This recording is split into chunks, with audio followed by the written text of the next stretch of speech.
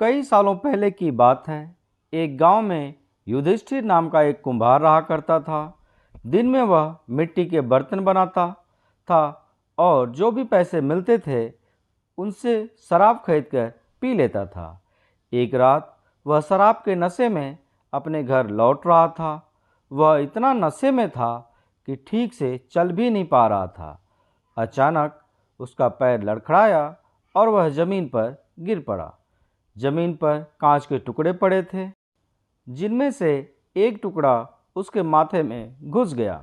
उसके माथे से खून बहने लगा। इसके बाद कुम्हार किसी तरह उठा और अपने घर की ओर चल दिया। अगले दिन जब उसे होश आया तो वह वैद्य के पास गया और पट्टी करवाकर दवाई ली। वैद्य ने कहा, घाव गहरा होने के कारण इसे भरने में समय लगेगा। पूरा भर जाने के बाद भी इस घाव का निशान नहीं जाएगा। इसके बाद कई दिन बीत गए। अचानक उसके गांव में सूखा पड़ गया। सभी लोग गांव छोड़कर जाने लगे। कुम्हार ने भी गांव छोड़कर जाने का फैसला किया और दूसरे देश की तरफ निकल गया। नए देश में जाकर वह राजा के दरबार में नौकरी मांगने गया। वहां राजा ने उसके माथे पर चोट का निशान देखा और सोचा, यह जरूर कोई पराक्रमी योद्धा होगा और दुश्मन से लड़ते समय इसके माथे पर चोट लगी होगी। यह सोचकर राजा ने उसे अपने दरबार में एक खास जगह दे दी और उस पर विशेष ध्यान देने लगे। यह देखकर राजा के दरबार में मौजूद राजकुमार, सेनापति और अन्य मंत्री उससे जलने लगे। ऐसा कई दिनों तक चलता रहा। एक दिन शत्रुओं ने राजा के महल पर हमला कर दिया। राजा ने अपनी पूरी सेना को युद्ध के लिए तैयार किया। उसने युधिष्ठिर से भी युद्ध में जाने के लिए कहा।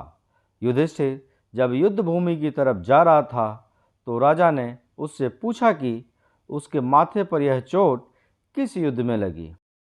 इस पर कुम्हार ने सोचा कि अब वह राजा का भरोसा जीत चुका है और अब अगर वह राजा को सच बता देगा तो कोई समस्या नहीं होगी। यह सोचकर उसने राजा से कहा, राजन, मैं कोई योद्धा नहीं हूँ, मैं तो एक साधारण सा कुम्हार हूँ। यह चोट मुझे किसी युद्ध में नहीं बल्कि शराब पीकर गिरने के कारण लगी थी। कुम्हार की यह बात सुनकर राजा को बहुत गुस्सा आया। उसने कहा, तुमने मेरा विश्वास तोड़ा है और मुझे छल कर दरबार में इतना ऊंचा पद पाया है। निकल जाओ मेरे राज्य से। कुम्हार ने राजा से बहुत मिन्नतें की। उसने कहा कि अगर उसे मौका मिले तो वह युद्ध में राजा के लिए प्राण भी दे सकता है। राजा ने कहा, तुम चाहे जितने भी वीर और पराक्रमी हो, लेकिन तुम सूरवीरों के कुल से नहीं हो।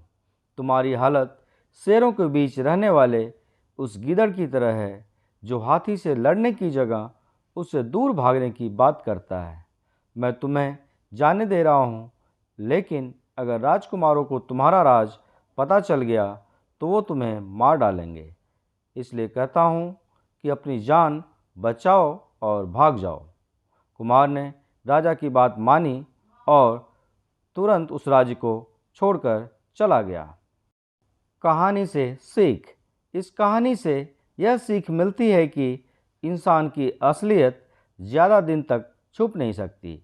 एक न एक दिन राज खुल ही जाता है।